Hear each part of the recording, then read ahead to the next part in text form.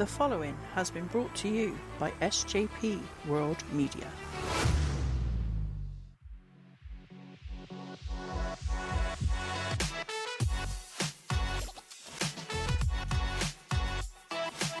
You're listening to In the Corner with Benny Mac. Acknowledge me! Unfiltered. Or was it one guy in an office who chose you who's not here anymore and we don't talk to him? Uncensored. This kid is an absolute piece of... Watch your mouth, Michael Cole!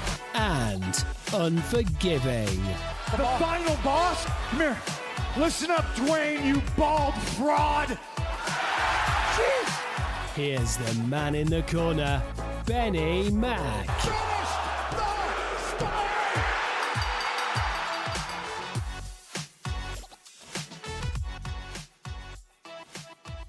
Welcome back to In the Corner. The WrestleMania editions. First one. Night one is done and dusted. A lot to talk about. I don't even know where to frickin' start. We spent about 30 minutes beforehand talking, me and Tyler. Tyler is joining me from across the pond for night one. How you doing, my friend? I am doing fantastic. Ready to talk some WrestleMania with you, Benny, on In the Corner. Thank you once again for the invitation. And there's no tariffs for this episode. I can't believe it. You got there before I could this time. That's brilliant. I know I try to be one step ahead, and that's not going to happen all the time. So I wanted to take my chance, my moment right now, and do it. Nah, it's all good, man. It's WrestleMania. I don't even know. I literally do not know where to start. We genuinely have spoke for about 30 minutes before we've hit the record button to do the show and everything. And yeah, it's it's been a tough one really of what to do. But I think we're gonna have to start with the main event. But I mean, before we do, like overall, Tyler, how did you find the show night one of WrestleMania? I enjoyed the show. I think WrestleMania Saturday delivered and then some, especially considering the main event, the match that opened up WrestleMania, the championship match, was incredible.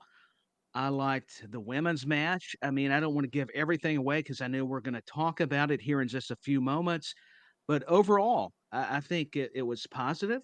I felt good about it. And I think, like a lot of people have stated to their credit, it's only the beginning because it builds your anticipation, your excitement for WrestleMania Sunday, which will air tonight as we're recording this program. Yeah. So I liked it. Yeah, overall, it was a great show, I thought. We could proper zoom in on certain things, which we will to a degree, but generally it was a great show. I didn't watch it. I didn't stay up late to watch it. I woke up this morning. It's Easter Sunday here, so, as it is everywhere. I don't know what I said here for. That makes no sense. But it's just... I'm following you. You made perfect sense to me. Who makes sense anymore? Apparently not me or you. You're correct. I think we're both in agreement that we're trying to make some sense of it, but we're having a good time. Yeah, so who cares? But yeah, I woke up this morning, and then I finished because I still had like an hour left of SmackDown to watch. Tried to not go on to any social media, which I did not do because a few times I've done that with sporting events. Literally gone into the first thing and it's popped up, gone, this happened. You're like, I've not even got out of bed yet. Why do I do this to myself? So I haven't done that this time. Managed to watch it completely blind. I've ignored messages from some people as well, so I apologise to those who have messaged me and said, "What are you watching it? Are you doing this?" I don't want to talk to you because, no offence, but even when people go, "Are you watching WrestleMania?"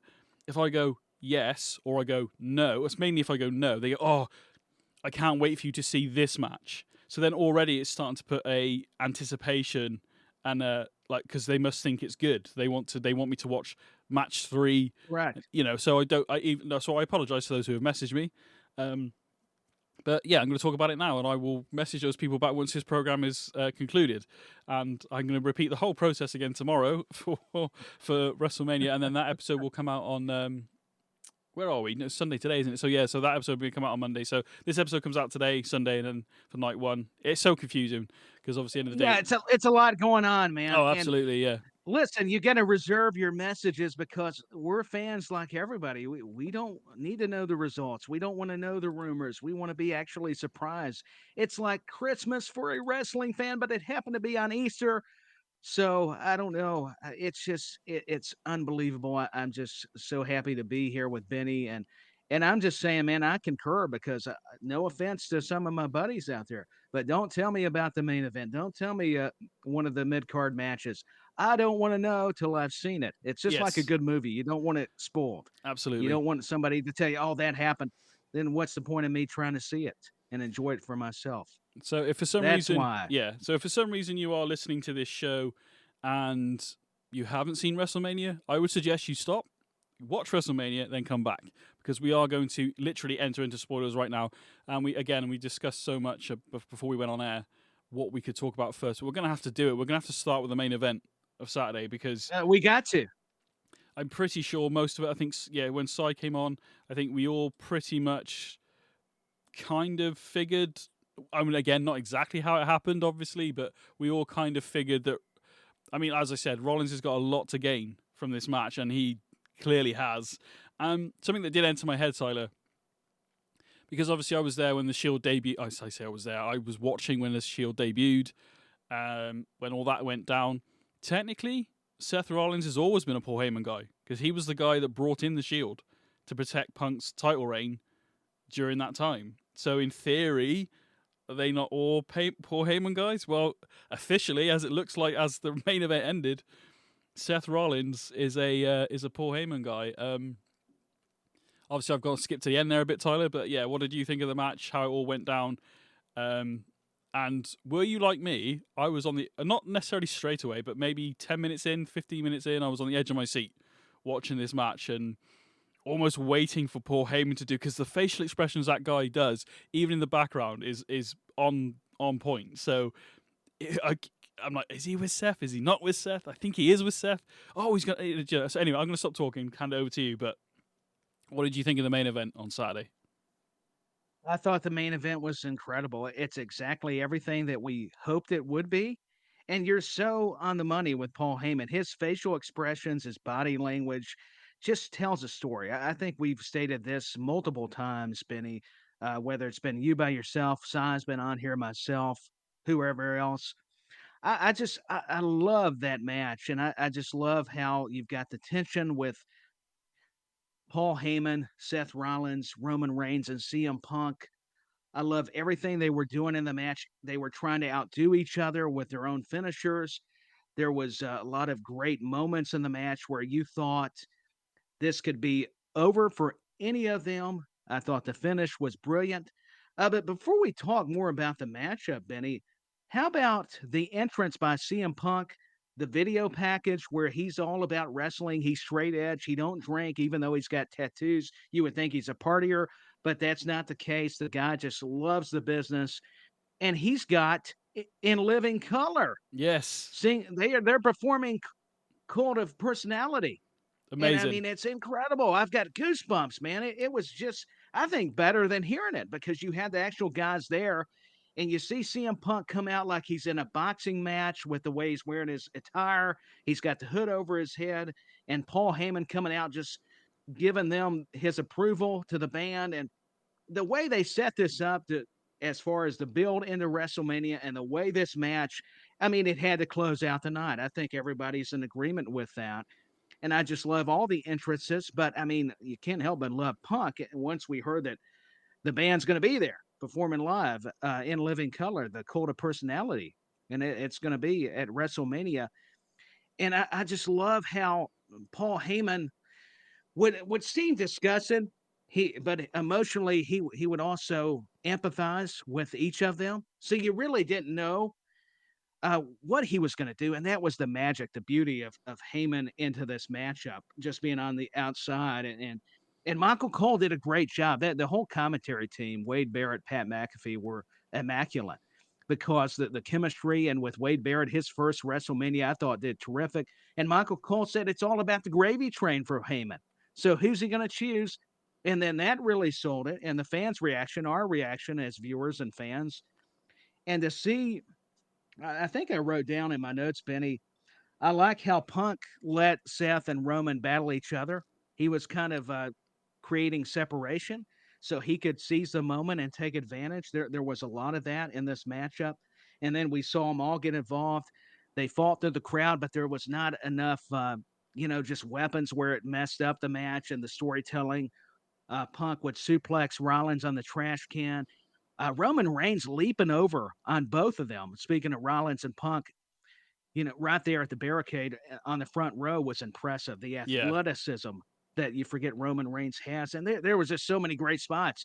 I talked about the moves, and you can speak to this. The Punk executing the double DDT on both Seth Rollins and Roman Reigns. The spot where Rollins catches Roman when he goes for the spear into a pedigree. I mean, there was so much in the match, and then we'll go over the end. But I'm going to flip it back to you since you're the host and you've invited me on here. I mean, what's your impressions of some of the action that we saw that were all part of the storytelling? You talked about the nuances with Paul Heyman.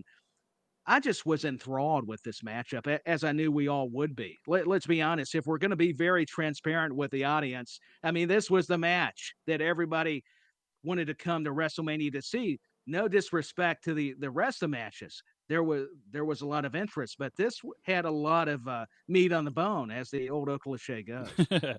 The Sunday night is going to be huge, obviously, and we'll talk about that Monday. I'll be talking with Sai on Monday about that, but it's I think it has a pretty tough act to follow. I mean, we've got Cena and Cody. Obviously, that's the big draw for tonight. Sorry, but in terms of this match, everything from start to finish, I absolutely WWE once again proven that they can just the guys and girls that work on these promo packages and videos and stuff, and having Punk do that, showing the old footage of ECW of I'm straight edged, as you've already alluded to, then showing him now saying it. Hearing Killswitch engage again, fights the fire burns. I mean, obviously, Living Colour, Cult Personality is a classic. I love the music. The band, I'll go on to the band in a second. But weirdly, hearing that Killswitch engage song again actually fits so well with the video package. Seeing Punk, old school, then the new stuff and all that. Just the whole sort of, it was... The main event in that moment it was about CM Punk, not about Roman or Seth in that moment. But hearing Killswitch engage genuinely gave me goosebumps. And I'm like, I wonder if he's going to come out to that. No, he ain't going to come out to that. Surely, no, he can't. No, Cult Personality's got to come out to that. And then I saw the band. I was like, oh my God, the band's there. Because I had no idea. Because again, I've gone in completely blind with it. Because I want to be, surprised or, just taken into the event, basically. When you go to the movie theatre for 2.5 hours or 2 hours, hour and a half, whatever, in that hour and a half, I want to be entertained. I want to be in that world for that length of time. Obviously, this is a 4-hour show. It's a long show. But it's weirdly, even though it's 4 hours, it doesn't feel like 4 hours. And this is, some not just WrestleManias. There's been a few events in the past where you think, goodness me, just get to the main event. But this is not. That wasn't the case. Every match on the card, and I mean, I was very critical about Charlotte and Tiffy's build, but we'll get into that in a little bit. But it was a great match, but we'll get into that in a moment. But what I wanted to say quickly was the band, Living Colour. One, I didn't know they were there. So I was like, that's really cool.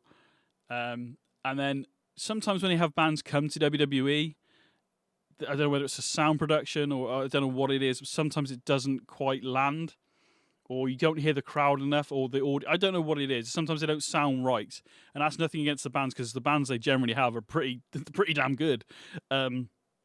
Living Colour nailed it. It was absolutely amazing. And again, whether it was the moment, maybe if I go back and watch it, and actually maybe it wasn't. No, I think it was bloody brilliant. The kills, as I've already said, Killswitch Engage, I loved it. The match itself, obviously, it's always hard to do a triple threat, isn't it? I think to try and incorporate everybody. But a beautifully executed match. To be honest, if I was going to ever do ratings on this show, this would be like an A+. I think the match was good. There's a little moment in there. I think Roman forgot he was meant to be taking a net breaker. That could just be the camera angle that I was seeing. I don't think he did, but there's nothing in there I want to sort of go, that was bad. The catch into the pedigree, then the curb stomp and the GTS, and they were all down at one point, and then Paul Heyman gets involved, and I knew something was going down because Paul Heyman never really. Paul Heyman has been known to throw a chair in, as you all know, Tyler, or he has been known Oh, he to. has. But he generally hasn't got involved in years in matches, not physically. Verbally, yes, but not into the point. So I'm like, when he got into the ring, I'm like, oh, he so everybody's down. Paul Heyman's, I'm guessing, has had enough. Grabs a chair. It was very, very reminiscent of, I forget which, I think it was SummerSlam when Brock versus Roman. It may have been WrestleMania when the Undisputed, when they unified the titles. I can't remember whether it was SummerSlam or whether it might have been WrestleMania. I think it was WrestleMania. I think, was it the one in Dallas just recently? When I think so. Yeah, yeah. So he became the WWE Undisputed Universal Champion, didn't he, Roman? There was a bit where Paul throws the chair into the middle of Brock and Roman and just screams, "You know what to do." There was no clear cut who we thought he was throwing the chair to, but ultimately, obviously, but so when this happened, I thought we can have a repeat of this. And when he hit the low blow on Punk, I was, oh, fuck, here we go. And then you're the tribal chief. I'm gonna, he's my tribal chief, yelling at. I don't know whether we're meant. I don't know. Obviously, it was all planned, but like, there was a moment where I was like, does Paul Heyman even know what he's doing in this moment? Because he's low blow Punk. He's presenting the chair to Roman, on his knee, one knee, and you're the tribal chief. And it wasn't until, I'll get your thoughts in a sec, Tyler. It wasn't until he sort of had the chair and he was Seth was standing up and it had that back of the Shield, chair shot thing going on again. I've kind of passed one of the moments I want to talk about. We'll go back to it. But it wasn't until Roman put Paul Heyman behind him, obviously to protect Paul from when he's swinging the chair, that I went, oh, I think this is the moment. And then we get the low blow on Paul Heyman. The crowd were in the match as much as I was on my sofa. So yeah, and we actually finally saw the announce tables break. By the way, these new announce tables that haven't broke. I don't. No, we did. We thought they were stronger, but evidently they were not. Seth at one point in the match, Seth convinces Roman, or it seems to be, let's team up together and put Punk through the table, Shield style. And I actually quite like the fact that Roman, it seemed like he was going to, then he hit Seth down. Put CM Punk through a table and then put Seth through a table. I like the fact they didn't do the callback of the Shield powerbomb. We've had that enough. I'll come back to this in a second. Anything else? What do you think about the finish and the low blows and the way it was all sort of executed? I loved everything about it because Heyman was so good at making you automatically go to this thought process. Oh, he's going to give the chair to Roman. And then just the little things he does, where he slid it over to CM Punk. And then when he got in the ring, you're correct, Benny. You don't know if maybe you get lost in the moment sometimes because Heyman's not used to being in the ring as much. But I think, too, it could have been planned. I mean, you could go either way with it. But I felt the way he sold it was just ingenious, as Paul Heyman is so – he does everything with a purpose and a meaning, a motivation. And it proves itself once again. And the way he did the low blows, I like how he didn't rush them. You didn't, it would lose the essence of the moment of that betrayal. And then when Punk got low blowed, I'm like, okay, is he going to go immediately to Seth or Roman? But I guess to be logical, you would have to make Roman think you acknowledged him. So you brought up a great observation. When Roman was pushing Paul to the side, you thought, oh, he is protecting him, but you also figured, oh, Heyman's got something else up his sleeve, though. That's what he wanted Roman to do. Thus, another low blow. Yeah. Exactly. No, please continue. I was just going to add, and then Seth, then we got the reveal, like Sai and me and you were wondering, and I'm sure a lot of people, because you brought up the Shield history, which I was kind of in and out, so I didn't know that tidbit. So that kind of makes a lot more sense with this story, not only with and with Punk too. But I love the kill switch stuff. I would have been fine if they did a kill switch tease and then had In Living Color, but I was fine with it because it was great, and I'm glad you mentioned ECW.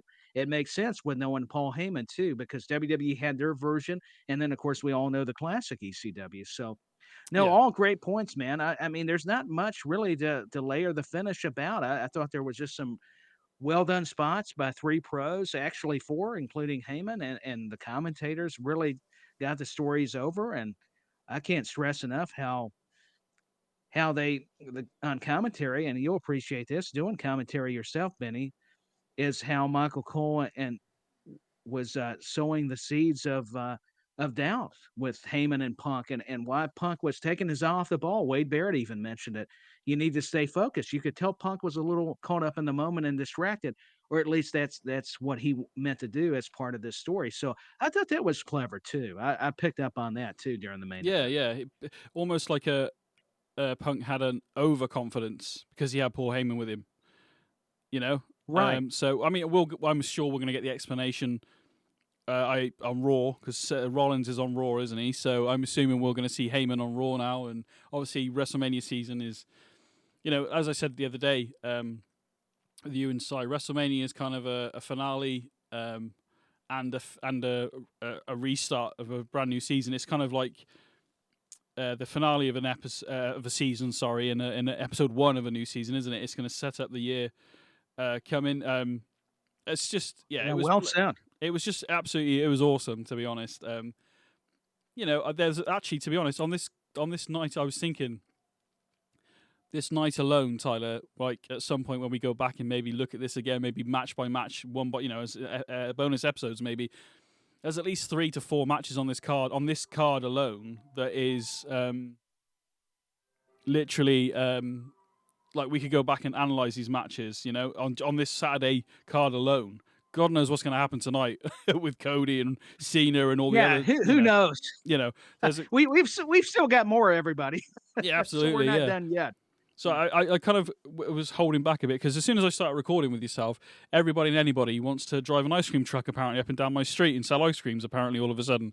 So I'm wondering if the sound's coming through the other end, but I'm like, for goodness sake, leave me alone. I can't hear it, but now I'm craving ice cream. I mean, it's WrestleMania. Why not? But it wouldn't be good unless I had an ice cream truck closer because we're in 2 different countries. But just the thought of ice cream actually sounds good. Yeah, that's for another podcast. For another time. Cool down the host. Mind just went there. I'll go to X quickly. I did put out an X earlier, just asking how you thought WrestleMania went. We got a couple of comments. There's a few on each one. But because we've just talked about the triple threat, Ray at Ray_QUR.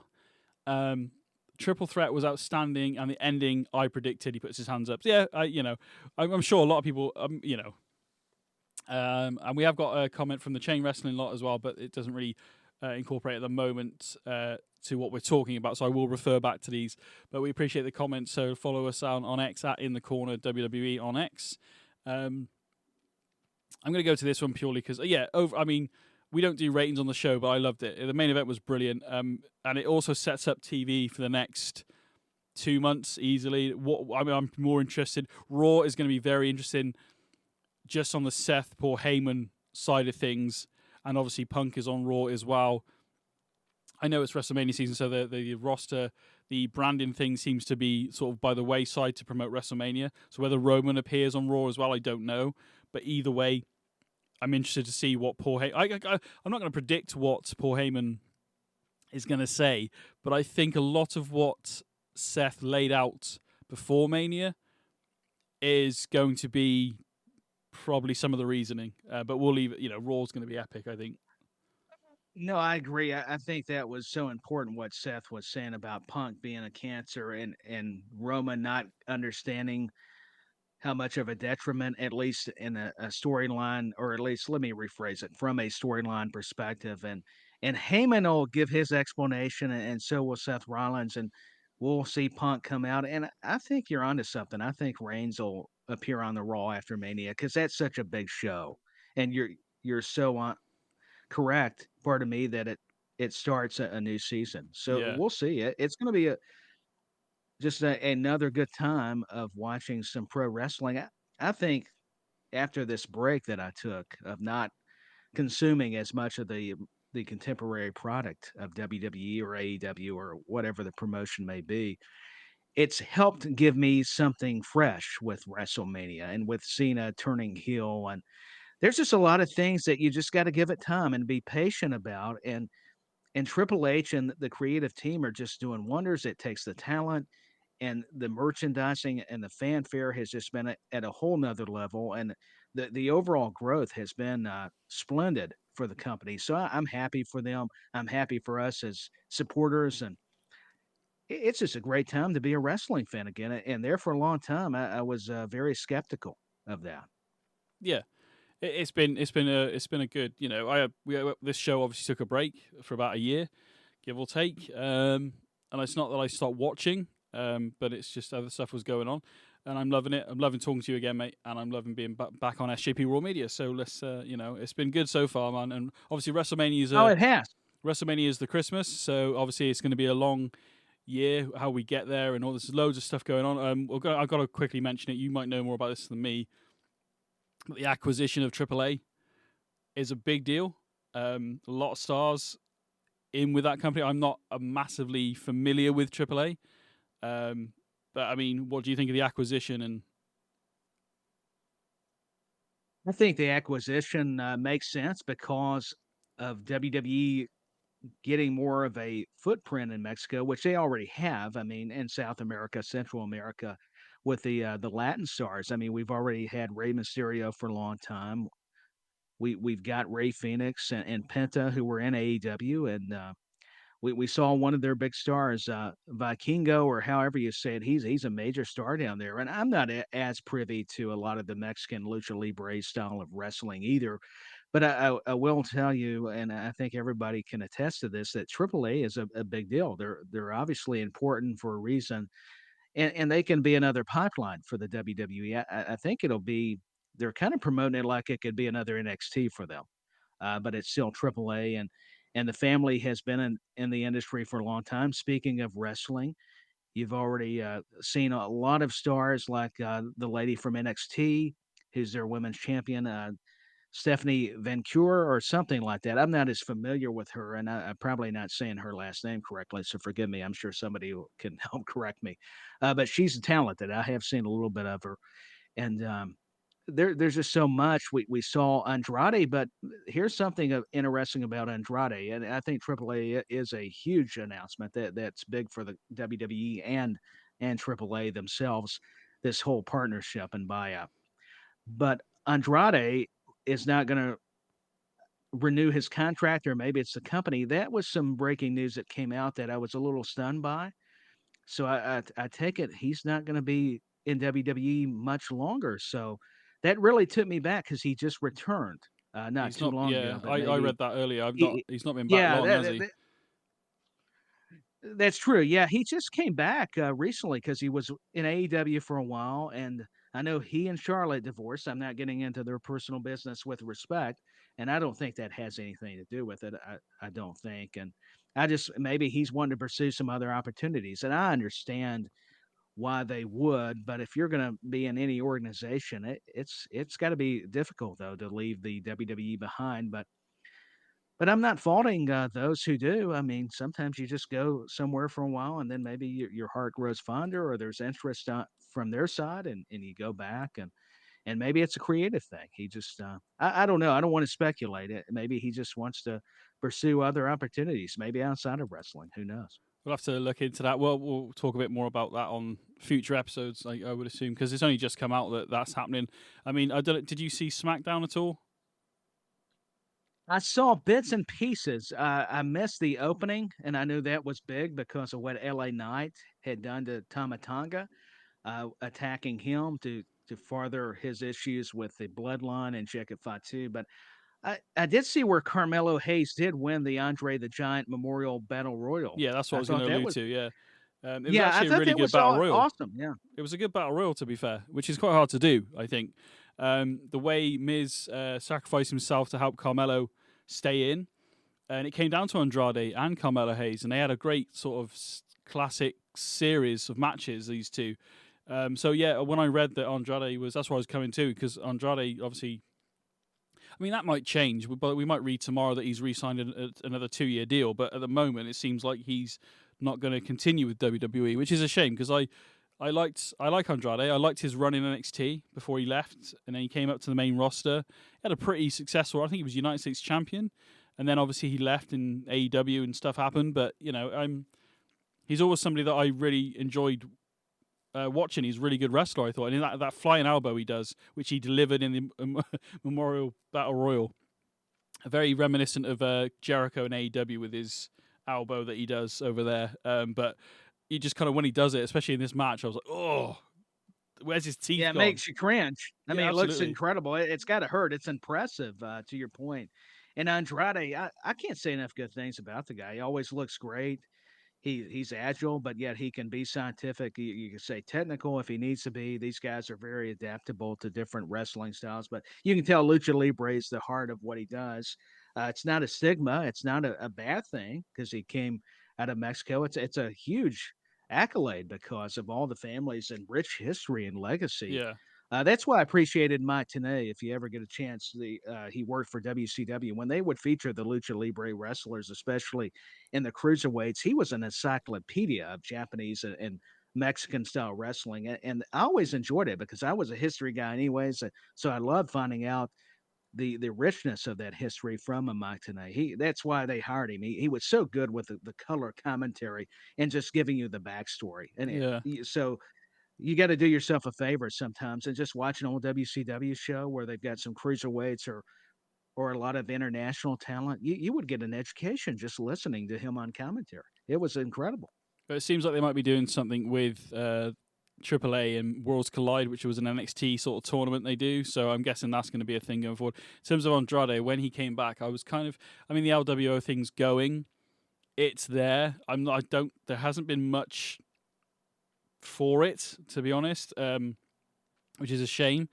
But when Andrade came back and Zelina Vega is there on SmackDown as well, I was wondering if we were going to get a reunion for those two, because the stuff they did down in NXT in the Triple H, the black and gold brand back in the day was really interesting, and I was kind of hoping that they might sort of reconnect and we might see Zelina motivating Andrade like we did in NXT, and that's what led to him becoming NXT champion.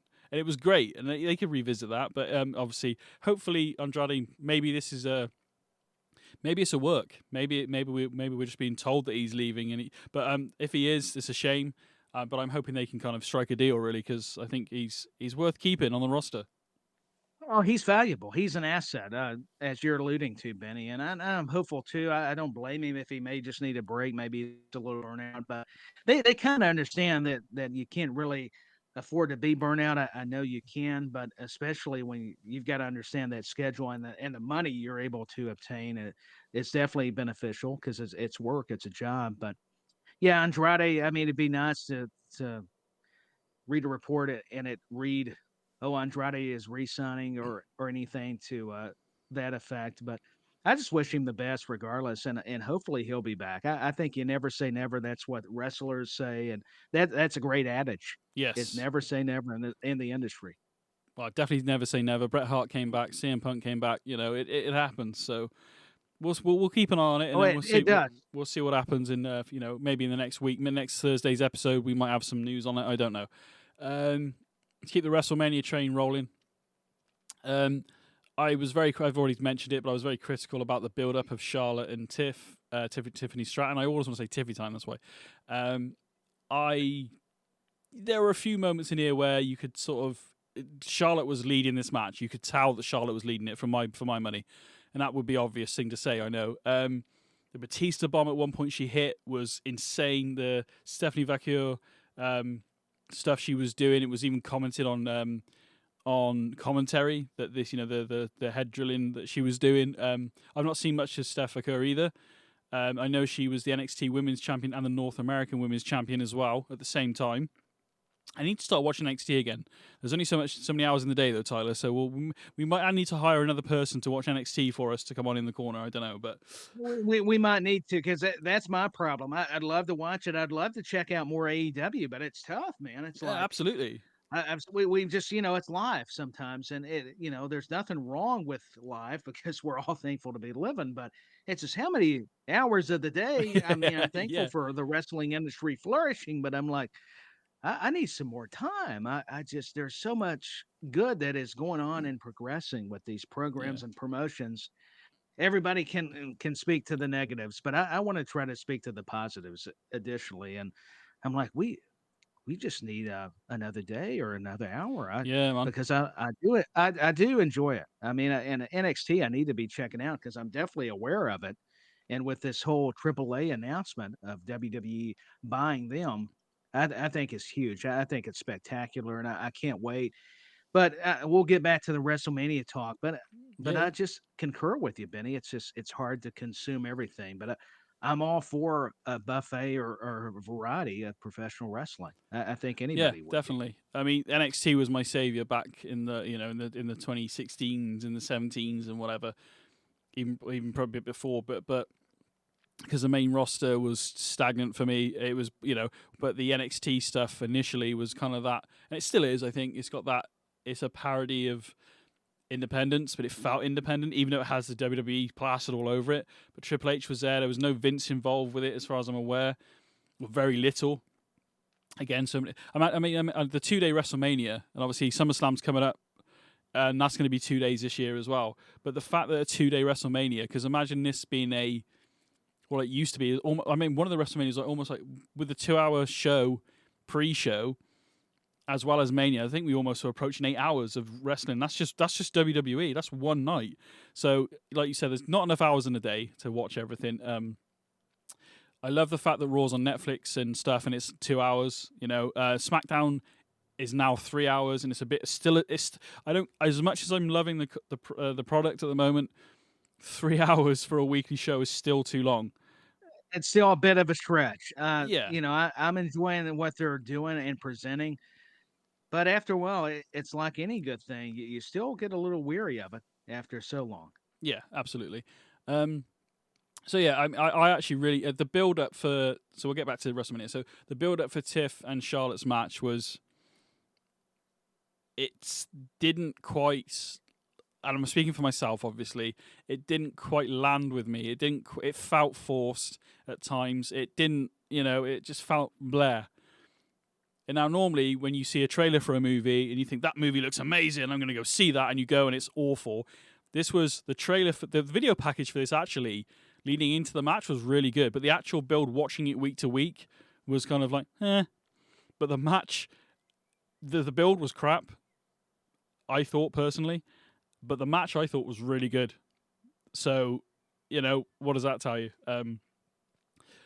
They put on an excellent. As I said, Charlotte was clearly leading this match. You could tell that she was, and that's obvious. But they both looked. I think they've both come out of this.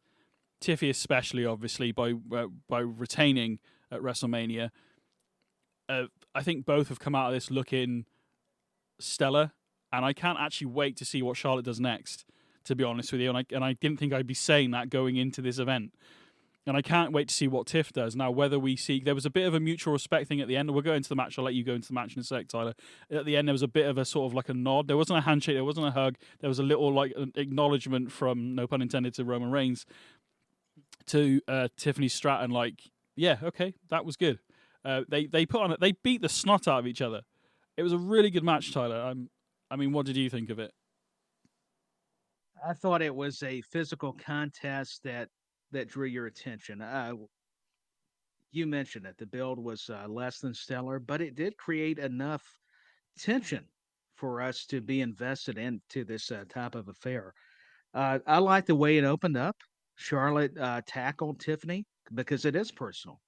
And it was reminiscent, Benny. I don't know if they meant this, but since they were inducting moments or matches per se into the WWE Hall of Fame, and this year was Stone Cold Steve Austin versus Bret the Hitman Hart. Ken Shamrock was the special guest enforcer, referee, what have you.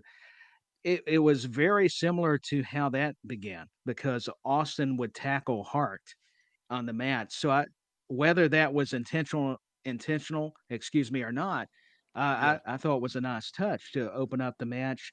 Tiffany chopping Flair. Yeah. It was reverse psychology. I must admit, I was not expecting Tiffany Stratton to be the one chopping Charlotte Flair, especially having Flair as a surname, even if it's your wrestling gimmick. That was great. Both have similar athletic ability. Both can do a moonsault. I think that was a nice touch in the story. And, Charlotte would just continue to punish her, but I loved how it motivated Tiffany. It's like it helped her with her comeback.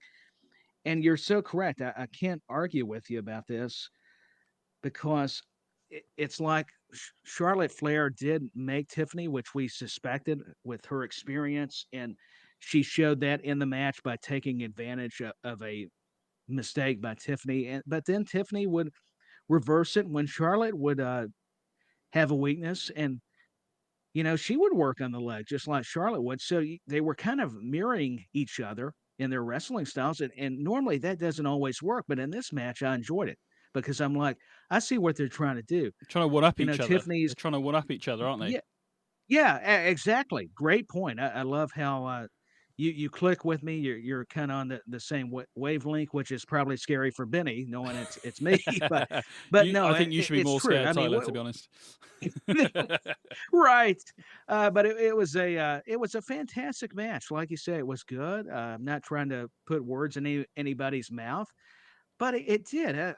Regardless of the shoot promos, the match at least it was up to par and more. I think that you could tell it was physical because I did not catch it, Benny, but there was a picture floating around on social media of Tiffany actually with her tooth chipped.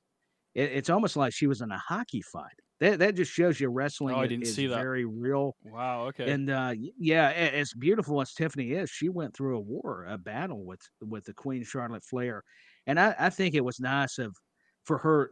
Speaking of Tiffany Stratton to go over because Charlotte, it's not hurting her. If anything, it's a passing of the torch. I think that nod moment was indicative of it. I mean, she was giving Tiffany her stamp of approval, and that's high praise coming from Charlotte Flair.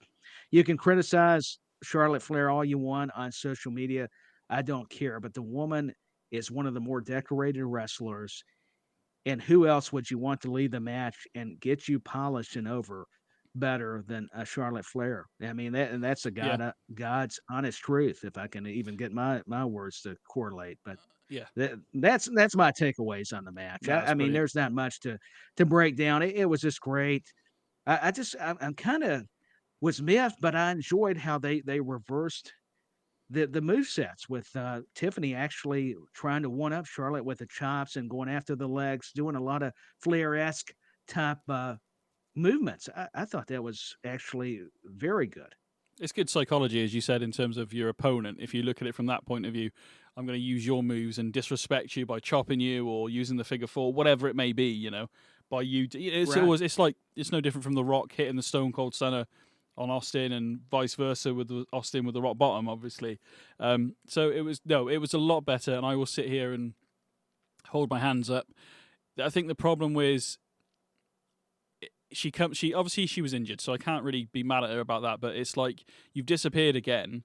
All right, this was injury related. It was before, and you don't really appear again until Rumble, which you then win, and then you go on to WrestleMania again. Really?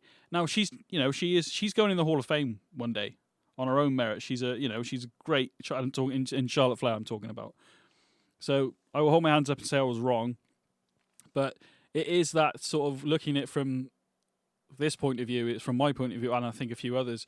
You've come back, you've won the Rumble, and you go into WrestleMania again, really, but you've not been here. Whereas Tiff's been here, and so there is that. Now that doesn't just go towards Charlotte Flair. That goes towards anybody. With Batista back in I think 2014, coming back and winning the Rumble. Now everybody loved Batista when he was there before, but he hadn't been there for months, for years actually. So it's a little bit different. Comes back, wins the Rumble, and it probably should have been the year that I think was it 2014. I want to say 2014. It may have been. Yeah, you would know better than me because that was still part of. Yes, it was right. So I was kind of checking back and forth. Yeah, because it was the year Daniel Bryan that became champion at Mania 30. But yeah, so the Batista comes back. It's Batista. I get that. There's a whole story to that, so I'm not going to go into it too much. But he wins a Rumble, he ends up being a triple threat anyway, and it all gets put right at WrestleMania because Daniel Bryan walks out. But the year that Batista won it, I feel Roman Reigns should have won the Rumble. The year after, Roman Reigns won the Rumble, and it wasn't the right time. And the only person everybody, some people have got different opinions about Jey Uso and stuff, but watching his climb from leaving the bloodline till now, I was like, if Jey Uso doesn't win the Rumble, they've missed a trick. And he did win the Rumble, obviously. I think everybody else, and then when Flair won it, it's like we got Jey winning, but we've got that person who's come back, not done anything for 18 months or whatever it was. So the resentment there is from the fans that you haven't been here. Yes, they respect you of what you've done, but does that make sense? I get it. I think too. Not to cut you off, I was just going to quickly insert this, Benny. Mm-hmm. I think too it feeds into the narrative of why you dislike Charlotte, because if she's going to be presented as this heel, this villainous persona, maybe that just adds fuel to the fire. Maybe that's one way to look at it. Of course, yeah. Maybe I'm off base, but yeah, of course. But like once I thought, okay, yeah, her against Tiffany Stratton's going to be good, but the build wasn't what I was expecting. But the match more than made up for it. So I stand corrected, and I'm glad to be wrong because the match was actually really good. And I'm sure others people's opinions is going to be different. I still say that I think Sunday night's got a big act to follow from Saturday. To be honest, it's going to be but there were some great matches tonight. The Fatal 4-Way Intercontinental Championship match alone is going to be, I think, going to be blimmin' epic, to be fair, however that pans out. it can steal the show. I think maybe we all discuss it, yourself and me, on the prediction show for WrestleMania, talking about the build of these matches. Let's roll on anyway. We've only got so many hours and days, we've already alluded to. The New Day challenging for the World Tag Team Championships. Something I want to address very quickly is that a lot of people are kicking off the fact that the WWE Tag Team Championships haven't been defended at WrestleMania this weekend. Look at the match cards, people. You've got the World Tag Team Champions chips being defended, then tomorrow and tonight you've got the Women's Tag Team. Now, if you have 3 championship tag team matches, it's quite a lot. And that's not to say the WWE Tag Team titles aren't important, because they are. But there's going to be a TLC match for that on SmackDown next week, which is going to be between the DIY Motor City Machine Guns and Street Profits in a triple threat tag team TLC match. So, yeah, all right. Would it have been nice to have on WrestleMania? Of course it would. But there's a lot more going on Mania. And that doesn't take anything away from the championships, from my point of view. You can have too much on a WrestleMania too. Of course. I mean, you've got 2 nights, but you want to save some of your big matches and storylines for your TV too. So, kind of make it a Kickstarter or maybe a finisher for whatever story you're trying to tell next, or the next chapter. Kind of like you're reading a book or watching a film series. Yeah, or however you want to phrase it. That's what I've noticed with the current TV over the last few years, is that we have this match building. So we've got John Cena and Cody building, say, and then in the background we might have Drew and Damian Priest building, and they might not make it to the said PLE that's coming up, but by the time they finish building that story, it'll be on the next PLE. So, it does make sense. Yes, or you should have the World Championships defended at WrestleMania, of course, which we've had, which we're going to get, but I've kind of gone off topic here a little bit. But, I haven't got much to add to this match. The sort of the new day, shall we say, is I was expecting maybe Big E. There was a bit of a replay of them being pretty much dickheads to Big E and the whole, the match was good. I'm not taking anything away from the match. A bit of, I think it's just a little bit lacking with the build for me again, but the match was good. The way this has gone over, New Day have ended up stealing it, cheating. The New Day, as I said. I know you had a bit more you want to talk about this match, Tyler, so I'll throw it to you. But we have new tag team champions on Raw in the New Day, so. Yeah, we do. And I actually think the New Day obviously needed this. It's easy for me to say now once it's occurred. But they needed a change. I think creative could see it evidently. That's why they turned villainous in the first place. I really admire the War Raiders. I mean, they're two big guys that are agile, can move in the vein of the Natural Disasters. They would be proud. I mean, I if was John thinking that Tenta while I was were watching the alive. match. I was sorry. Yeah, I mean, no, go ahead, I was please just going to say interject. I was just going to say I was thinking that watching the match, like Ivar especially, that it just obviously the Hall of Fame this weekend. Natural disasters have gone in, earthquake and typhoon. But when Ivar does his the moves that he can do, the big guy that he is, it was reminiscent of the natural disasters. That's all I wanted to put in there, really. But No, I love that you had that interruption because it's so true. I mean, it made you think without necessarily knowing that the natural disasters were going to, be in the Hall of Fame earlier. I mean, of course they knew closer to time, but to see Ivar, the way he can move, and then Eric and this whole Viking persona was cool. I think in NXT, and then it caught on in the main roster, but it got a little stagnant for me. It's nothing against those guys. I think they are definitely talented, and there's a reason why they had the belts and they were on WrestleMania. I was so happy for them, but I was hoping that New Day would walk out the new tag team champions because I think you do need some bad guys for the good guys to chase, and yes, it's going to make things a little more interesting. I think it goes back to old school wrestling, that philosophy that can still be made brand new in today's environment of sports entertainment. And I love how, you know, Kofi Kingston knew how to. What did he do exactly? Because I wrote down some quick notes, but didn't he trip up Ivar or Eric and cause maybe cause one of them not to break up the count? You could help me yeah, correct myself, Benny. he kept Eric out and then helped Xavier out, and then as Xavier got the pin, Kofi slid out, was outside the ring holding Ivar's other leg, so he couldn't kick out while Xavier had the the leg hooked for the pinfall. So, I mean, you could also argue the fact that Ivar's left leg, what Kofi was holding, was under the ropes, which is technically, if you're a wrestling fan, is technically a rope break. So that could be something that we see down the line. They may address it, they may not. I don't know, but I feel Create some controversy. yes, I feel that not only are they cheating, there's also that. So a lot of things nowadays in WWE, from just a simple attire change to something in the background, is meaningful. There's nothing on screen with WWE at the moment, at least in the last few years, for me personally. There's nothing on screen that pops up that isn't done for a reason, is what I'm trying to get at. So it's going to be interesting going forward, definitely. And Raw, again, is going to be very interesting. No, I'm with you on how things are going to be fascinating from this point on, and I love the finish of the New Day, or Boo Day as some people call them, and with Xavier Woods doing that stop where Kofi Kingston had one of the Viking Raiders in like a backbreaker position, and I believe it was Ivar, and I think it was good. I mean, I felt bad for the match because I felt like there were so many matches with the way their stories are presented that you're right. There's not much build. I'm not saying you always have to put a match in there, especially for the tag titles. It was important, and I thought it was still a good match, but I think it was a little underwhelming because of its position. But you couldn't help it. I mean, you just had so many great matches that would follow and be before it, at least one before it, I should say.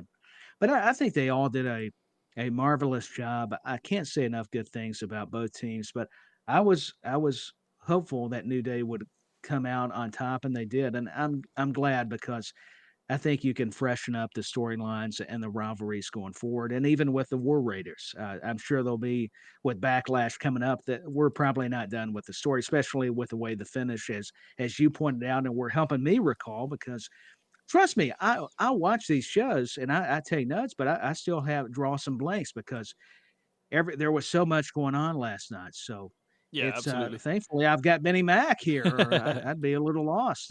I'm kind of doing the CM Punk. I got overconfident, and Benny's like the Paul Heyman. Hey, you reeling me in? What's going on here? Again, there's a lot going on in there. I'm interested to see how it pans out. Like you said, it's always good to have the bad guys, the heels, to chase for the good guys. So it'll be interesting going forward. Again, whether they touch upon the rope thing under the rope, I don't know, but he definitely held Ivar down. It was a standard tag team match, so it's against the rules. So they did break the rules. So, but we do have new World Tag Team Champions in the New Day. I'm going to shift over. I didn't see anything. Maybe we need to turn a little villainous. Are you sure you saw that? I was just going to tease and go, hey, listen, I didn't see anything. I think, to be fair, if we ever did commentary together, I think you're too nice to be a heel. If anybody's a heel here, it's me. Yeah, it's got to be you. Yeah, I would be terrible because people could see through my personality. They would know better. It's not a knock. It's just like I just can't imagine Tyler being the bad guy. So that was my poor attempt, trying to be tongue in cheek. Oh, I didn't see it, but you're right. If we ever got to do commentary, Benny I could see you being the heel, and it would be fun, man. I know you and Si have done it, and I know we're talking Mania, but we're already here, so I would love to. I wish the opportunity would arise, and we could sometime. It'd be interesting. It'd be fun. I just meant my British accent, to be honest. All the British guys are bad guys in films. They were in the 90s, especially 80s and 90s. So anyway.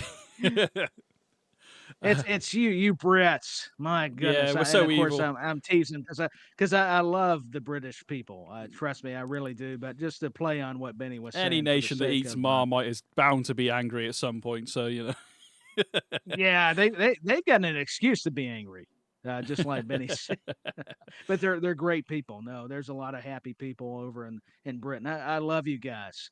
We need more of your personality and attitude over here in the States. We really do. It'll cost you with the tariffs now. So, oh, is that it? Oh man, the tariffs again. Jeez. My bad. Jay Cargill makes Naomi pay. I think there's a bigger story here than what we. So Jay Cargill, obviously, for those who don't know, for some reason, got taken out. It turned out to be Naomi. I honestly thought it was going to be a combination of either Naomi or Bianca Belair. To be totally honest with you, I still feel there's more to this story here now, but let's assume there isn't for now. Jay Cargill makes Naomi pay. There was a wicked X Factor that Naomi did in the match onto the floor, which was like, oh damn. There was a few moments, I think there looked like a moment where Jade was climbing the top rope and it looked like she was going to go for a moonsault, then she decided to flip what she was doing. I think that was I don't know whether that was because Naomi came over and sort of ended that regardless, so I'm not sure exactly what was going on there. There was a few little moments that didn't quite flow, but overall I thought it was a great showing from Jay Cargill and Naomi. In terms of the story, quickly, as we spoke offline, Bayley's been pulled from the tag team match. Now it seems to be, I'm reading online now, a lot of people think maybe she's got an injury we weren't aware of. What it seems to be, again, this is dirt sheet stuff, so I don't know what's actually true. It seems to be a work.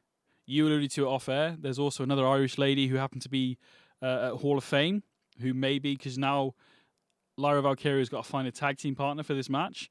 Could it be Becky? That would be cool. But in terms very quickly with Naomi, now Jade's beaten Naomi. She's very annoyed that Bianca Belair isn't her friend anymore. Why haven't you texted me back? That was on SmackDown.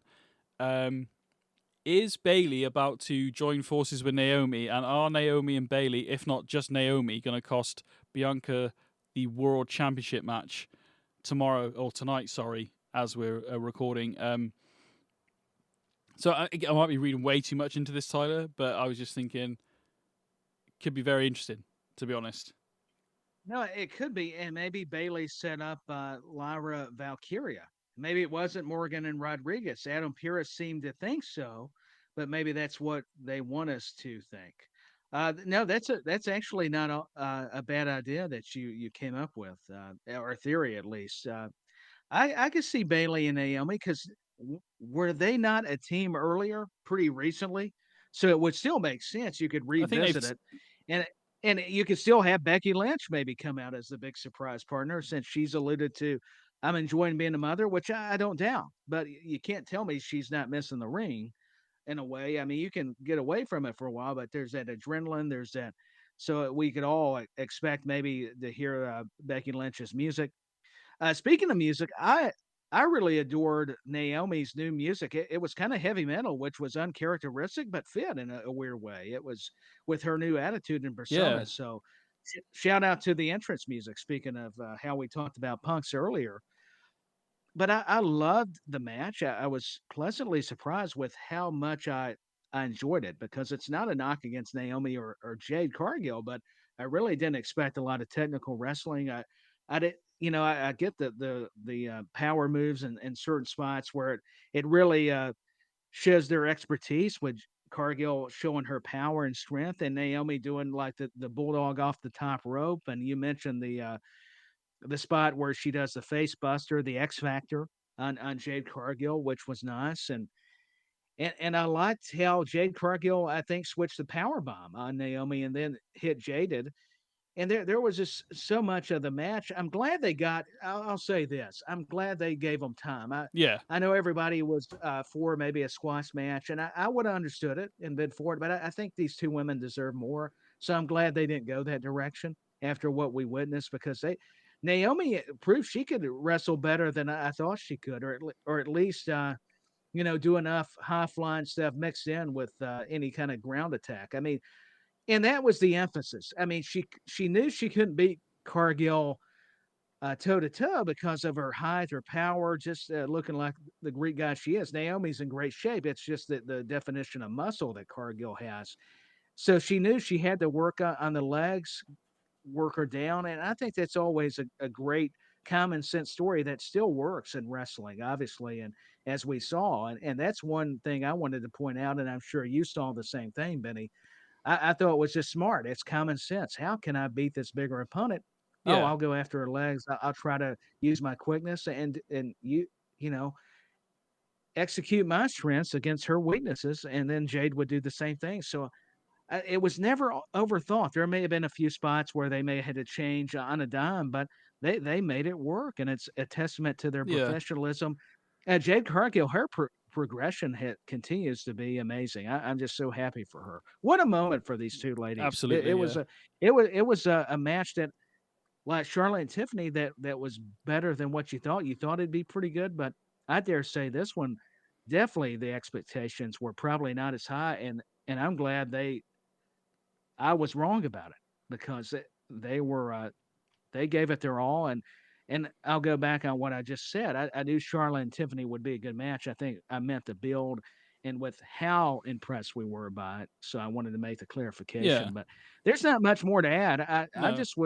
I was taken back in the best light because I'm like, how are they going to do this match with it being personal?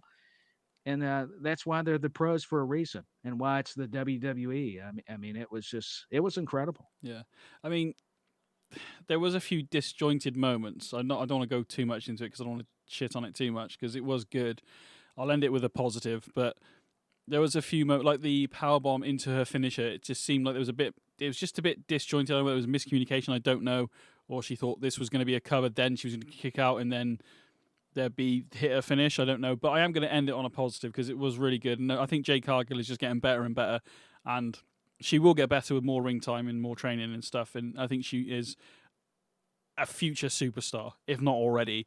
The positive I'm getting, the catch that she did to catching Naomi into that mid-air suplex, into that like jackhammer she did, was so impressive and shows how strong that woman is. So I'm going to end on a positive, but I think it can only get better is the positive I'm taking away from this. And the match was good. And, this gives the ability for Jade to go off to the races and see what she does next. And also gives Naomi opportunity to, I think we might see more of Naomi tomorrow. And in that triple threat world, women's world heavyweight championship match for the women's world title. I'm to get my words out. Damn.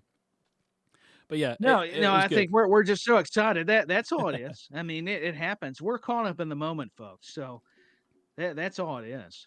So our words may get misconstrued, but they're with well-meaning because we're passionate, Benny. That's really my excuse of saying I screwed up. But go ahead.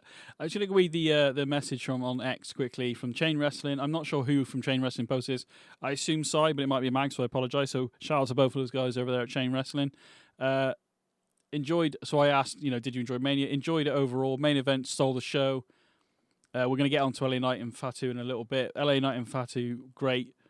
The rest was just okay. So news of WWE buying AAA is incredible. Night 2 will surely top Night 1 now, though, question mark, with AJ, Logan, and the IC Fatal 4-Way, and Cena and Cody. So, yeah, I still think this got a lot to follow, obviously, from tonight. So everybody's opinion is different. So thank you for commenting on the posts, ladies and gents.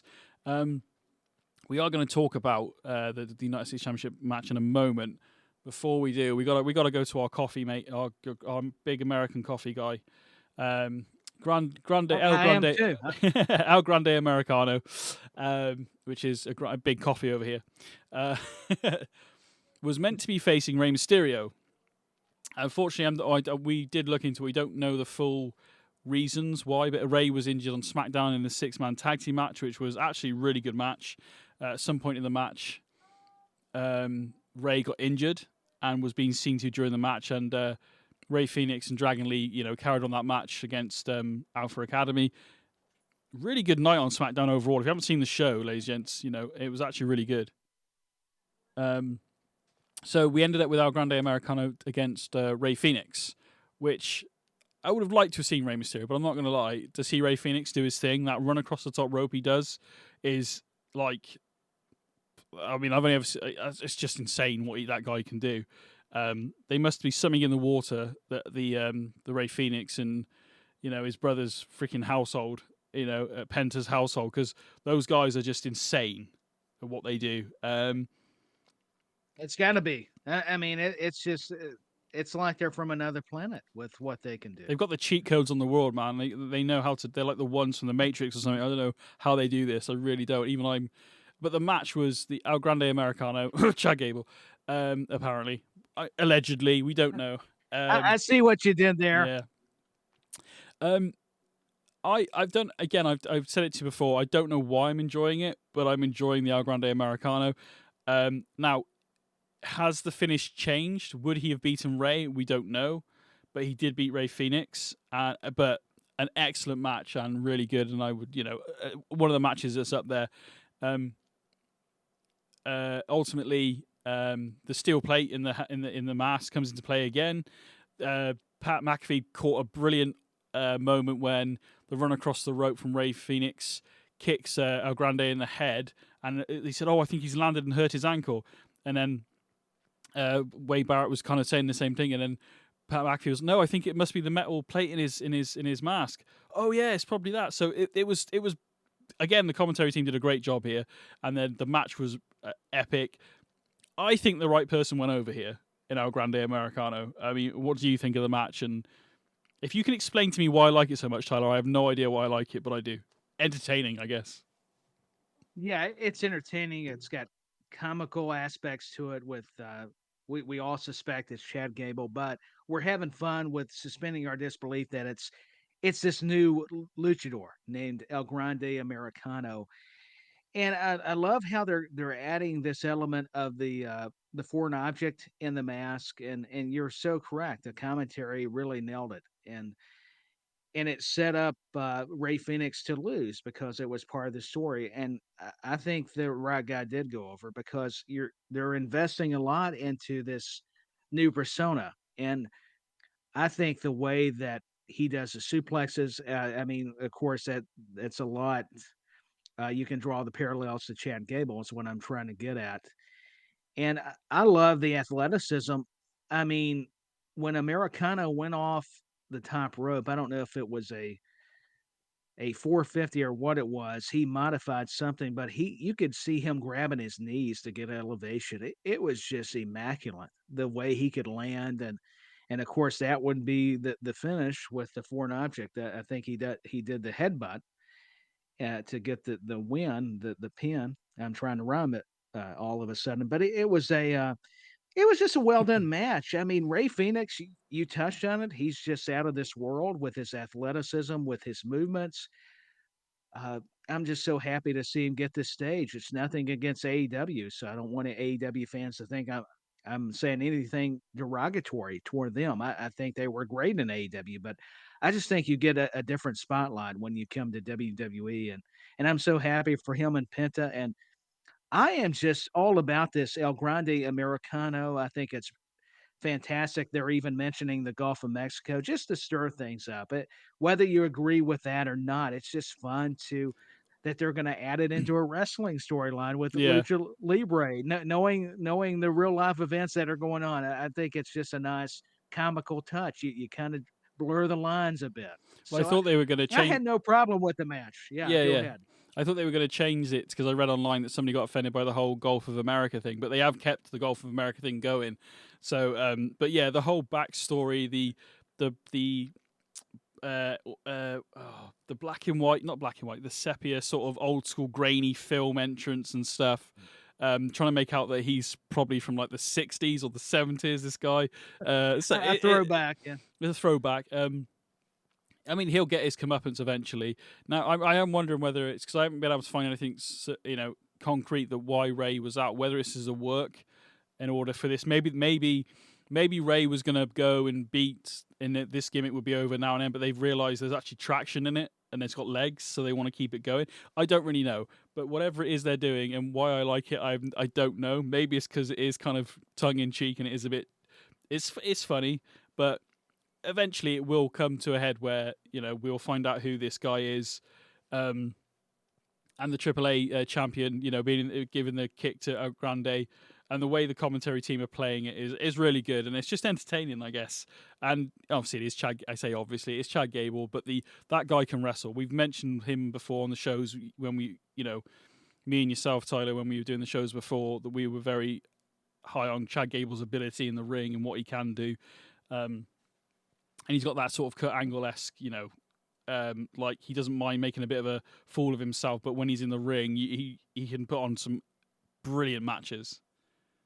Yeah, he can go. I mean, you can, and Kurt Angle is a great comparison. He's a little smaller, but man, he's built like Kurt Angle. He's got that amateur, Olympic wrestling background. He was an Olympian, trying to get it out. But I love everything about this character. I like the mariachi band. Speaking of how he entered into WrestleMania, I thought was a nice touch, very funny, and I just can't wait to see more. I'm glad they didn't end the gimmick. If that was the original plan, we're always speculating and Of having our course, it's a theories, pure speculation from me there. So yeah, and me too. I was just saying I can't help but fall in love with this character, or have fallen in love with this persona. And yeah, Chad Gable, he can wrestle. And I love that he's got this new iteration of his persona, this luchador, because it freshens him up too. Maybe he was kind of going through a creative time where WWE could sense it. Maybe he even came up with the idea. Who knows? I mean, I wouldn't be surprised. And it fits. I mean, and now he's aggravating all the famous luchadors, including Rey Mysterio, and he had Rey Fenix. And I wouldn't be surprised if, I know Penta's on SmackDown, but if you get more crossover or anything, and maybe he starts feuding with those guys. But and of course, Dragon Lee's a part of it. I just cannot say enough positive things about El Grande Americano. It's just been so entertaining. I think you said it perfectly. Yeah, it's been. And I mean, obviously, WrestleMania, I don't know how long we have to wait, but there's normally in recent years, we get the draft. So you never know where Rey Fenix and Penta might be teaming up, or there might be, you might have to deal with a lot more luchadors. They showed, I just want to quickly, before we move on to the last two matches, on SmackDown, what I assume is Aleister Black's promos. We now have a date of when this person may be arriving, and it's on the 25th of this month on SmackDown. And it's no coincidence, I don't think, that these promos are being played as Zelina Vega's in the ring, waiting for her opponent. So I'm hoping, I'm still praying that this is going to be Aleister Black. I don't want to go too much in tomorrow because obviously I'll be talking about it. Just if you've got any ideas, Tyler, if you haven't, don't worry about it. We'll move on. Who Randy Orton's opponent might be at WrestleMania? Because I was in the market for maybe Aleister Black, but it seems to be, if that is Aleister Black's promos, it seems to be after WrestleMania. So, any idea? If you haven't got one, that's fine, because I have no clue who Randy Orton's mystery opponent will be tonight. I don't have a a lot of preview information. I think we'll be shocked about who it'll be. I was all for Nick Aldis, to be honest. I was, would yeah. not be mad at a Nick Aldis Randy Orton match, and who knows, maybe it's still possible. But I did hear that Rusev had re-signed, so I've heard a lot of rumors. You know, they were spotted in Las Vegas. Evidently, he and C.J. Perry, Lana have have been seen together. It's like Oh because they man, were, is it going to be so who knows? Yeah, yeah. Is it going to be Rusev Day again Rusev in Day? Exactly WWE what I was after? going with. Yeah. Oh, if Aiden English comes out and goes, I am gonna absolutely lose my mind. But see, I'm not for sure either. It may just be a way to point us to Rusev and it be somebody else. I mean, eventually we know down the road either way Yeah. he'll be back like Aleister Black. I But have yeah, just Randy thought. Orton Sorry, that's going to be a mystery, and I'm all for it because if you got Randy Orton and whoever else, it's going to be a great match. if it is Rusev, I've just realised because isn't Aiden English doing commentary? Is it for TNA? Is it or am I? Yeah, TNA, but if you remember, there's been some crossover between Yeah, that's what I was going to NXT say. and TNA, so There's there's been. been a working relationship. So it would not be implausible for him to still, even if it's just for a WrestleMania spot, to introduce Oh, Rusev. you've got my mind flowing with ideas now. What if it's Joe Hendry? Oh my gosh, it may be. What if it's Joe What if Hendry? we hear? Yeah, what if we hear the music and everybody just because he's already appeared in the Royal Rumble Yeah. and been on some big PLEs, so he's got the right kind of exposure. You know, he's already. I think he's tied with McIntyre. A lot of the guys that came from the UK, and Oh, he's a Scottish guy. you've got my brain going, man. So man, yeah, the wheels are spinning. I would be for it. I would not be disappointed either way. Rusev, Joe Hendry, Nick Aldis, whoever else. It's going to be great. I mean, I feel so sad for Kevin Owens. I was all Yeah. for the original match, but and our well wishes to KO. But you've got to go with another plan now, and now Randy Orton has done the open challenge thing like Seth was doing, and we saw Cody come back Yeah. some years back, actually, back in 2022 at WrestleMania. So I feel like it's got to be somebody big returning, and Orton is so established and going to be a Hall of Famer for sure. He can just put over somebody, and this will be a great match. But Orton will not be the one to win. I think if it's somebody coming back, that they've got to win in that scenario. Yeah, you got to take him off. I mean,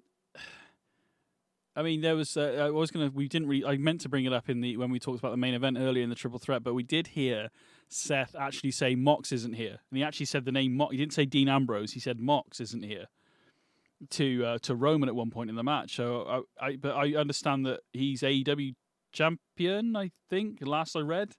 So probably not Mox, but then I'm also thinking we got TNA, the relationship there.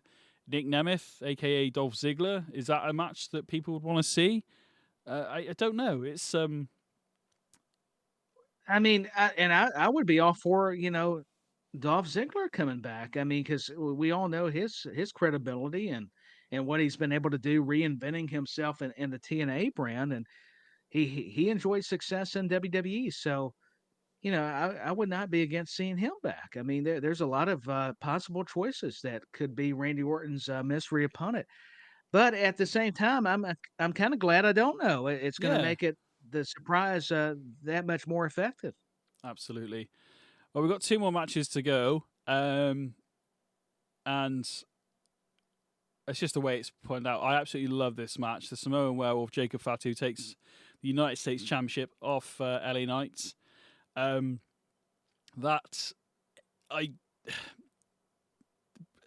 Just brilliant, to be honest. I'm not gonna lie. Different than every other match on the card to a degree. The crowd were the superstars nearly fooled the crowd, I think, into thinking the underdog champion would win. But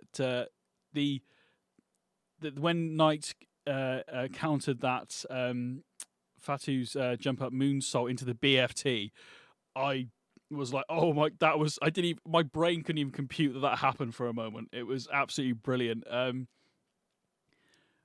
What do you think of this match, man? I absolutely loved it. Oh, I enjoyed every aspect of it, and that's one of the major spots. You said it, the BFT where he switched in midair. It took both Yeah. of them to tango, but to do that, whether that was planned or not, was just exceptional. I mean, it was just the athleticism both guys had to have. And LA Knight was kind of more the underdog in this scenario. He had to stick and move as the champion because they built Fatu as this monster, and rightfully so. But the guy he's agile. He can do all this stuff from the top rope. He's unpredictable. And I loved how, man, he throws up people in the air and catches that Samoan drop.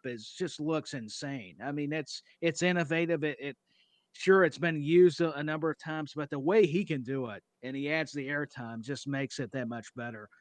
And I'm always impressed by LA Knight and especially Jacob Fatu. Taking nothing away from LA Knight, but Fatu's just so unique. But I think they complemented each other, and it was Oh yeah. personal. And LA Knight was trying to take care of the bloodline, so he would get a one-on-one matchup. We saw Solo out with Jacob, or at least, yeah, I think so at WrestleMania. But At I'm the glad he won entrance. At in the the match entrance. because Yeah. you didn't need it. I mean, obviously, this match was just everything and more. There was so much that was just so engaging about it, and I love that Haku Yes. congratulated Fatu. It was the bloodline, man. And they were panned to him, and I'm like, oh, it's Ming, it's Haku. That's awesome, man. One of the legit Yeah. toughest guys, and so was Oh Fatu. yes. The Spent stories. time. He actually spent time in prison. Yeah, I mean that Yeah. was a Yeah. true story. The guy's Yeah. bad to the bone. I mean, you don't want to piss him off. I mean, So, I will I admit. think there's. Yeah, go ahead. I was just going to say, I will admit, I thought we were going to see more. I mean, this will still work for the story going forward, but I was going to. I thought we were going to see Solo again because he didn't. He came in the entrance with Fatu, took the mask off him, and went back into the back area, and I was expecting Solo to come out to try and help Jacob to his detriment, and then end up LA Knight retaining, and we'd have that animosity going forward. But now that Jacob's got the title, that can still work because Solo wants to be in charge, but obviously you're not going to argue with the Samoan werewolf, to be honest with you. No, and like you're pointing out, Benny, there's been dissension in this other bloodline, so that they've got a lot to work with, and LA Knights could still be in the picture. He's going to want redemption. I mean, I think for Backlash, you start looking for rematches or maybe something new. You can go there after WrestleMania Yeah. to build to it. You got enough weeks of TV too, and man, hey, Jacob Fatu. I love how they've pushed him because I see why he was so important in the other promotions before he came to WWE and why he was recruited and why, there was so much buzz around this guy. I mean, because you believe in him. There's actually, in fact, speaking of believability, there's a footage of, how fans on the front row, but I think maybe it was MLW or one of the promotions, and they thought, oh, yeah, I'm going to be bad and tough against the Samoan werewolf. And Fatu just lays the guy out. I don't think he had to punch him. I think he does a kind of a wrestling charge toward him, and just it was funny because the guy deserved it. He was being an idiot. So, but Fatu just speaks to his toughness, but he's likable. I think there was something about him helping Lex Luger with his wheelchair. It shows you the humanity of the guy, though he's Yeah. this tough big dude that could intimidate you. I mean, it shows you the heart he has. But as much as I've been a fan of LA Knight, I like that they went this direction because I just felt it was the timing and Fatu. This puts a big spotlight on him. I mean, he wins the U.S. title against LA Knight at WrestleMania, and him and Solo, this new bloodline, and with LA Knight and Braun Strowman. I mean, there's a lot of moving parts you could still work with after this. Yes, definitely. LA Knight as well. I think. I mean, I can see. I think Jacob Fatu should keep hold of this US title for a while because he's already established himself as this werewolf, this monster that is, somebody who can, like you said, the whole Braun Strowman thing.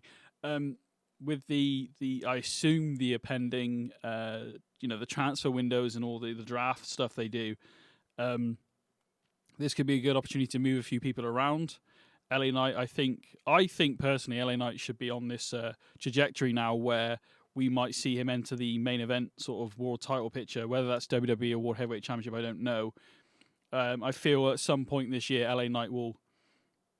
I actually, well, he should. I think he might have a world title match this year, but as I sit here right now speaking to you, Tyler, I can see LA Knight being next year's Rumble winner if the momentum stays with him that it has so far.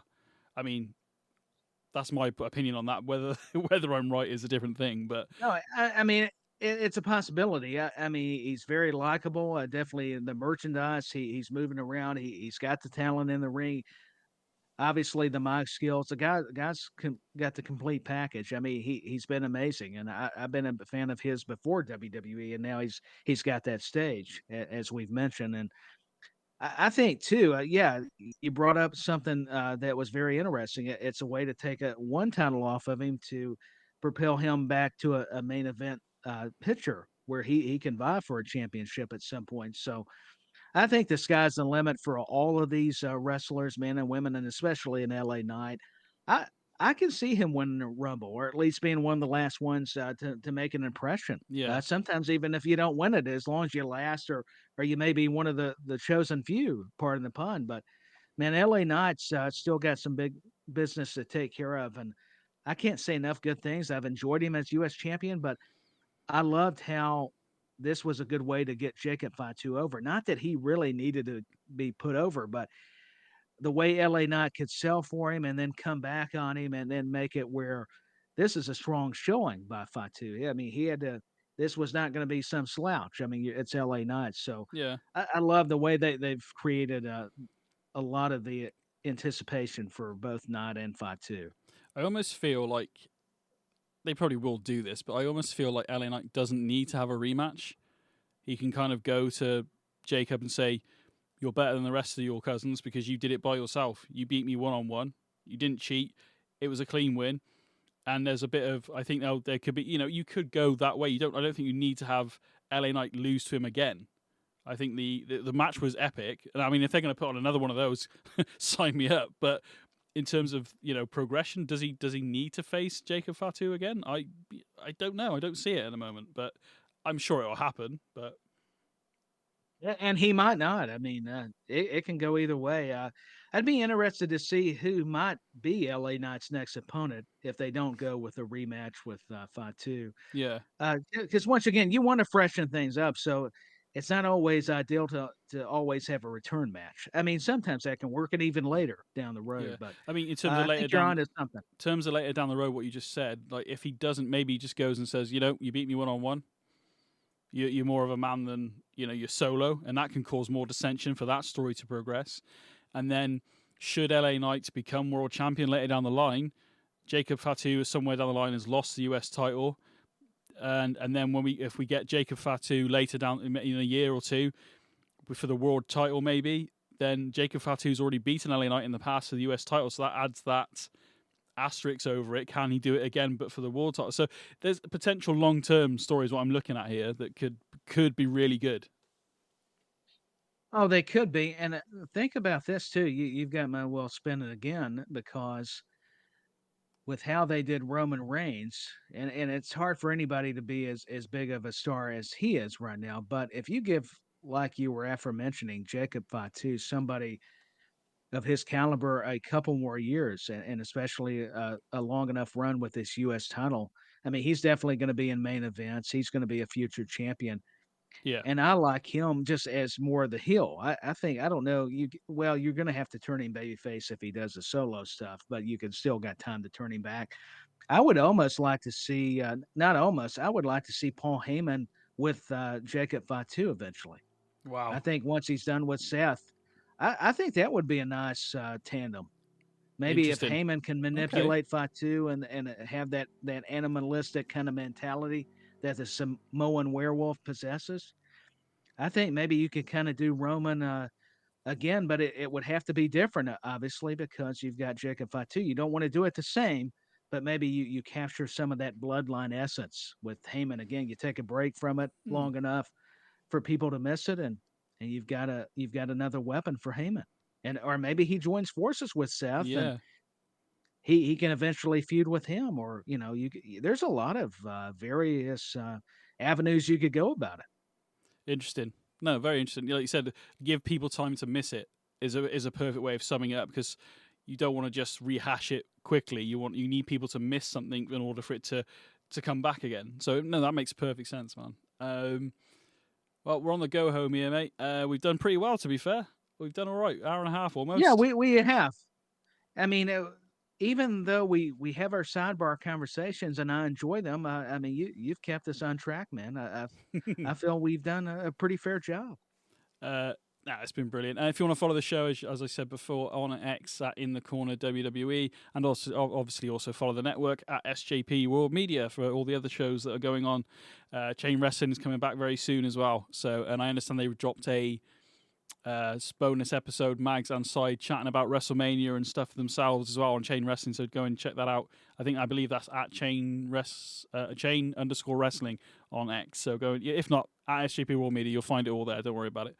Now, it was the opening match of the night, and I understand why it was, because we don't want it to be anywhere near that main event. You don't want to follow that main event either. So, we've spoke about it before. Cy brought it up brilliantly a few weeks ago. Rock and Hogan at 18, and then Triple H and Jericho had to follow it with a world title match, so it makes perfect sense to keep it away, for it to be standalone. Jey Uso,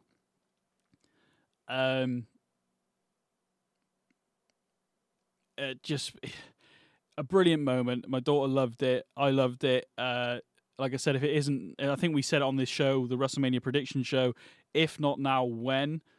But Jey Uso is now the new World Heavyweight Champion. I was more shocked at the rear naked choke against Gunther and Gunther actually tapping out. I did not see that coming, Tyler.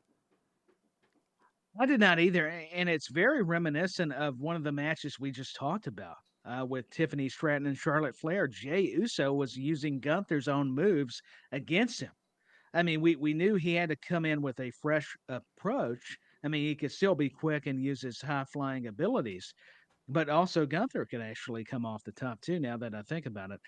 But against a guy that can just tear you apart like Gunther, and of course, it just took one move, a chop at times, to show his dominance over Jey Uso. But I was shocked at how the finish went down, but yet I was happy about it. And I think it's a special moment that your kids enjoy it with you, much like Cy and everybody else. I admire that about you all. I think that makes it even more special to enjoy these kind of memories with your children. And I thought it was a very good match. I mean, I was just in awe of Jey Uso because I was thinking, how are they going to do this against Gunther? Because he's got beat. They've got to try something where he's still got to feel like he's got to overcome the odds. But it's not like he was just overwhelmed too much. There were times, but they booked this match to where Gunther was not always this big monster that was wrecking everybody. There were moments where it felt like Jey Uso. And that was the point. He had a chance, and eventually he did win the title. So, I mean, what do you think? I mean, this was just well done. I can't say much. I'm not one of those that can just break down everything. I think I've said it last week. But. Well, first off, I want to say the online community, the disgruntled, for some reason, have got it in for Jey Uso and his ascent. Have you watched the product, people? The story makes perfect sense. I don't know why it's such an issue, but luckily, that wasn't present in Allegiant Stadium at all. You didn't hear any. They were firmly. I mean, if there was, I would say at best you heard it was 95% for Jey Uso and maybe 5% for not wanting him to win. I don't understand the like. I mean, all the story that's been happening since from Roman in the pandemic era all the way up till now, with him separating from them and all that kind of stuff, the falling out with his brother, getting back with his brother, trying to save his brother from Gunther. It's a bloody brilliant story. So I don't know I personally don't understand the issue. I don't know whether you do, Tyler, or why there's this. What gets me with some of the fans is they want new people. They want somebody new to be, the next guy. When we get it, I don't like that person. My mum said it earlier to me. Some people are happy just moaning. And I think that's what this is in some cases. The match itself wasn't a super kick fest. It wasn't over the top. It wasn't. I mean, there were chops. Obviously, we've got to see the chops. It's Gunther. We saw Jey Uso doing a German suplex. I don't think I've ever seen Jey Uso do a German suplex. I haven't. No, I definitely haven't. I'm pretty sure I haven't. Anyway, it wasn't like him just hitting. I mean, all right, he hit the spear a couple of times, and there was a super kick in there. I think it was only like one, maybe two super kicks in that entire match. It was a simple, yet I'm not. When I say simple, I'm not saying it was bad. I'm not. It was put together perfectly for me. It made sense. It went from point to point. It got to where it's got to, but I will admit, when he put that sleeper on, I was like, Gunther's not tapping out. When Gunther tapped out, my eyes almost popped out my head, man. So it was a great moment. And to see Jimmy come down to the ring as well and see the brothers embrace and stuff, it was a great story. So I don't know what people's problems are. I think your mom was wise to say that people just like to hear themselves complain. And Triple H actually, there's a snippet of an interview where I think somebody was asking him these type of questions about the online internet wrestling community, and he says, there's always going to be those out there. I'm paraphrasing all this, and a lot of people that were critical of Jey Uso being the one to win the Rumble and of course be the champion now as we know it at WrestleMania Saturday. But he was saying what you were alluding to, Benny. It's about the story of this guy. It's about, think of, the history of the bloodline. And then before that with his brother. And, people forget it. The matches are great. And we all appreciate that aspect of it. But you also got to have the other facets of the story. And I mean, it's because people like this guy. I mean, that's why he's gotten over it on his own and why they decided to separate them, or maybe that was their decision. I don't know, but you can tell by the reaction in that stadium. I mean, Michael Cole, Pat McAfee, Michael Cole's starting to yeet. It's infectious. I mean, I I haven't got the yeet down yet. It even makes me want to try, even though that would be funny. But I do. I enjoy it, man, and I love how they're doing his entrance into the. That sets the tone, and that was a sudden moment. I did not expect Jey Uso to make Gunther submit, but that's going to leave a lot more for that story. So I don't think we're going to be done with it. I think it's a beautiful moment with he and his brother Jimmy celebrating. Speaking of Jey Uso, but Gunther is going to want revenge, and I think he's going to be embarrassed when he comes out on Raw, and he's going to try to make up excuses, or maybe he's going to say, "I've got more respect for Jey Uso. The guy can actually wrestle." I didn't expect it. I mean, you could see all of those playing out, really. Yeah, I think wrestling's about moments. This was a moment, definitely.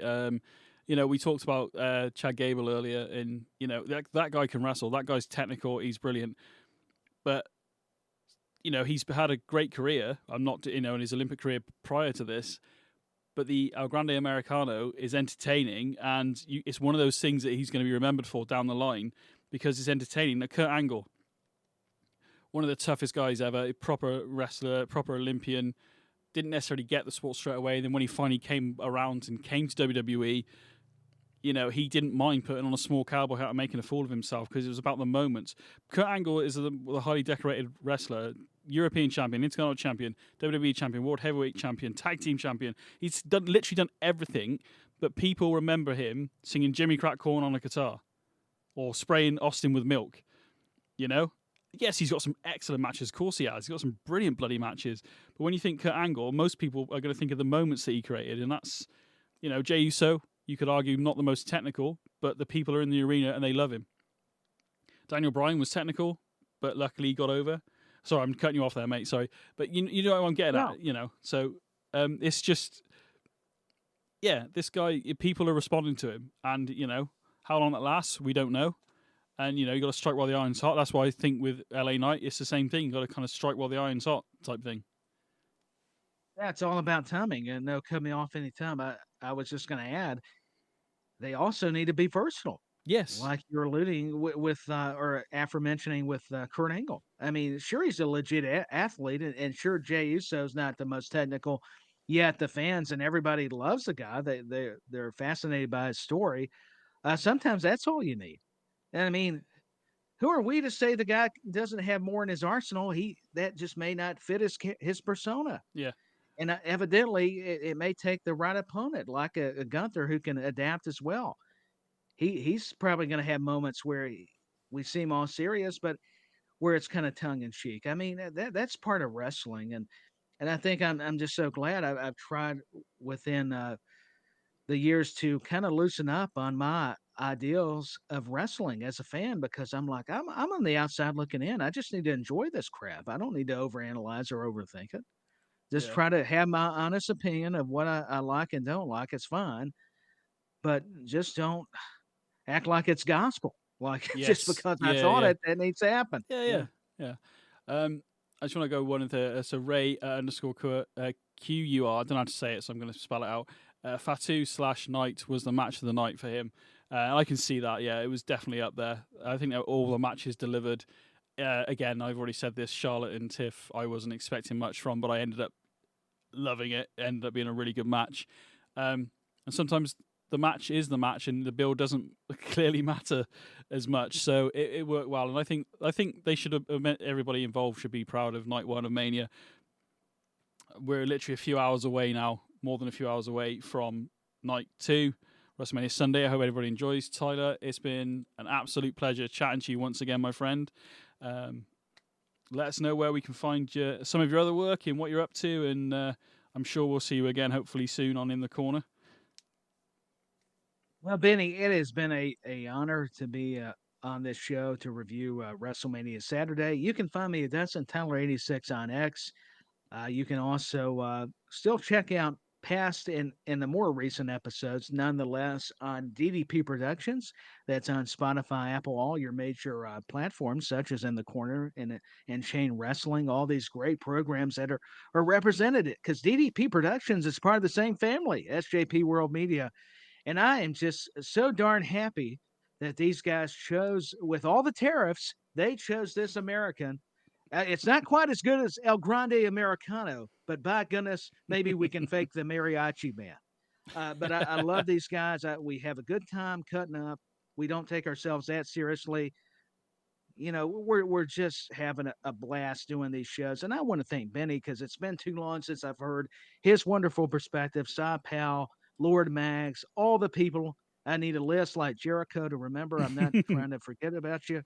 But I know I'm going lefty, but I just so love everybody in the UK and across the world that just love wrestling. You can tell we all have a passion. So thank you. You can follow all these fantastic shows.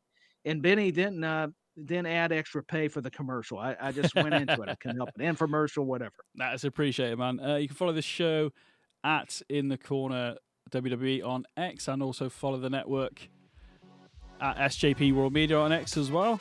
Tyler, mate, been awesome. That's the end of the show. This is Benny Mac, and mate, enjoy Night 2, man. I know you will. Oh, I will. And thank you, Benny. And I'm looking forward to you and Cy breaking down WrestleMania Sunday for us. Yeah, and for that, we will see you Monday. This is Benny Mac, and we'll see you again soon. Thank you very much.